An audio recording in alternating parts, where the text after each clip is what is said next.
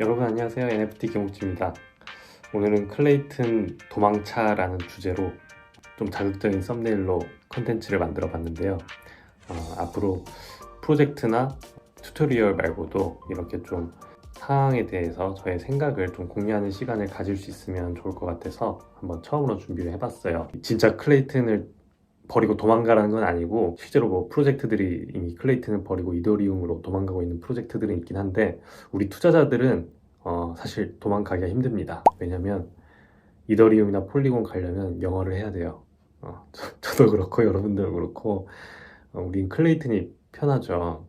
근데 제가 클레이튼에 대해서 좀 지금 안 좋게 이렇게 얘기를 꺼낸 이유는 이런 이유 때문이에요. 동일하게 프로젝트들도 이제 우리 같은 국내 투자자들, 한글로 주로 쓰는 투자자들 위주로 프로젝트를 준비를 하고 내수 시장이라고 보면은 이 내수 시장만으로도 프로젝트를 운영하기에 충분하고 민팅하기에 충분하기 때문에 굳이 이제 해외 투자자들을 모으려고 영어로 어떤 디스코드나 화이트 페이퍼 같은 거를 잘 준비를 하거나 미리 이제 마케팅을 잘 한다던가 이렇게를 하지를 않아요. 근데 이게 시장이 좋을 때는 잘 유지가 되는데 시장이 안 좋을 때 지금처럼 우리 국내 투자자만으로는 자금력이 부족할 때는 클레이튼 시장이 쉽게 무너질 수가 있어요. 그래서 이걸 장기적으로 봤을 때는 투자자 입장에서는 이더리움이나 다른 해외 투자자들이 많은 네트워크로 같이 가는 게 더 안전해요.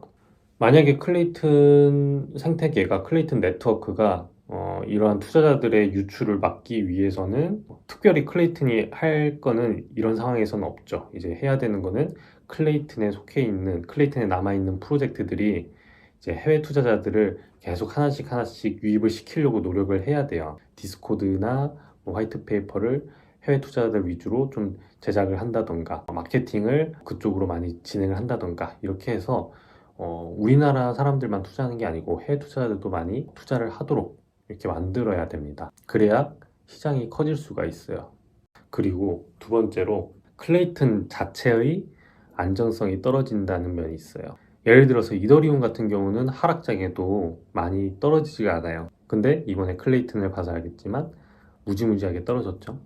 무지무지하게 떨어져서 우리 NFT는 클레이튼 가격이 떨어지면 NFT 가격도 떨어져요. 곧버스처럼 제곱으로 떨어지는 거예요. 그러면 이더리움을 갖고 있는 사람들은 이더리움 NFT가 떨어지는 이더리움 NFT가 코인 시장이 불안정해서 투자자들이 도망가는 게 좀 적고 그리고 심지어 이더리움도 적게 떨어지고 근데 클레이튼도 많이 떨어지고 클레이튼이 많이 떨어지니까 투자자들도 유출도 많고 그러니까 이게 떨어질 수 있는 아래쪽이 클레이튼이 훨씬 골이 깊은 거예요. 그러면 골이 깊으면 산은 높다고 과연 그럼 클레이튼이 이더리움에 비해서 상승기에는 훨씬 더 많이 상승을 할 수 있을까요? 저는 이게 상승을 할 수 없기 때문에 클레이튼이 현재 문제라고 보고 있는 겁니다. 우리가 우크라이나를 예를 들었을 때 우크라이나에 뭐 화폐가 있을 거예요. 지금 전쟁이 나서 우크라이나 화폐가 떡락을 했어. 그러면 이 떡락한 화폐를 떡락했으니까 이제 전쟁 끝나고 하면은 우크라이나가 금방 경제가 살아나가지고 여기에 투자를 해야겠네? 라고 생각하는 사람은 없을 거예요. 왜냐면 전쟁을 하고 나서 이걸 복구하는데 한참 시간이 걸리기 때문에 아무리 우크라이나 화폐가 지금 가격이 떡락을 해서 떨어져도 거기에 들어가지 않을 거예요. 예를 들어서 우크라이나 화폐를 지금 살래 아니면 이더리움을 지금 살래 라고 하면은 우리가 막 코인은 정말 불안정한 시장이다, 코인은 정말 불안정한 자산이다 라고 말을 함에도 불구하고 한 나라의 화폐인 우크라이나 화폐보다 이더리움을 선택하는 사람들이 훨씬 많을 거예요. 왜냐하면 상승 여력이 우크라이나가 없을 거라고 생각할 거기 때문에. 근데 안타깝지만 이제 제가 보는 클레이튼도 그렇게 보는 거죠. 이제 클레이튼이 지금에 비해서 10배, 20배, 100배 떡상을 할 수 있는 여력이 과연 그런 힘이 있나? 라는 거에 대해서 저는 의구심을 품고 있는 거고 차라리 지금 덩치가 아무리 크더라도 이더리움은 그렇게 상승을 할 수 있다고 봐도 안정적으로 상승할 수 있다고 봐도 클레이튼이 과연 지금에서부터 안정적으로 상승을 할 수 있을까라는 거에 대해서 의구심이 드는 거죠. 그래서 투자자 입장에서는 내가 영어만 할 줄 알고 해외 프로젝트에 대해서 정보만 쉽게 얻을 수 있으면 사실 클레이튼보다는 해외 프로젝트를 투자를 하는 게 훨씬 낫죠. 지금처럼 메타콩즈나 이런 국내 프로젝트들이 폴리곤이나 솔라나나 이더리움으로 빠져나가고 있는 거는 어떻게 보면 우리 투자자들 입장에서는 좀 호재예요.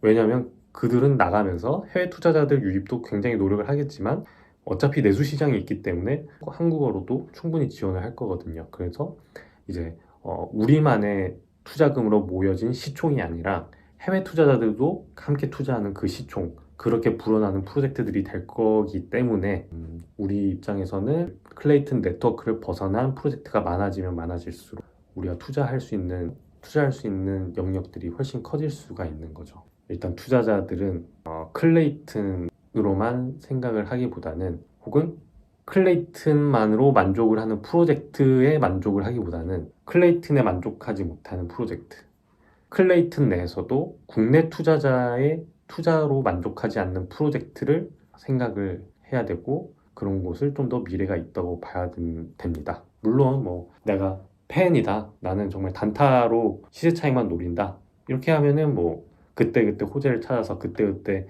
이렇게 등락을 찾아서 투자를 하면 되는데, 나는 그런 걸 잘 못하고 나는 일단 하나 사놓으면 오랫동안 들고 있는다 하면은 지금 이러한 전환기에 이러한 변화 속에서 새로운 시도를 하고자 하는 곳들이 오히려 미래에 더 살아남을 확률이 높지 않을까라고 생각합니다.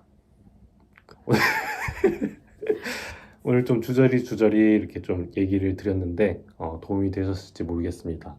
제가 생각이 좀 많아요. 생각이 많아서 다른 주제에 대해서도 또 여러분들이랑 대화를 나눠보고 생각을 공유를 하고 싶은 게 많아요. 그래서 NFT에 대해서 혹시 이거에 대해서 어떻게 생각하느냐, 이런 궁금한 거 있으시면 꼭 댓글로 달아주시고, 제가 그런 것도 기막히게 좋아하거든요. 그리고 제가 하나 또 생각을 하고 있는 게 P2E, 과연 P2E를 규제를 하는 게 맞느냐, 그리고 P2E를 규제를 한다는 게 도대체 뭐냐, 게임이 뭐냐, 메타버스가 뭐냐, 이런 거에 대해서 좀 생각을 한 게 있어요. 그래서 그것도 다음에 공유를 한번 드리도록 하겠습니다. 그러면 다음 영상에서 또 만날 수 있었으면 좋겠습니다. 기모찌한 하루 되세요.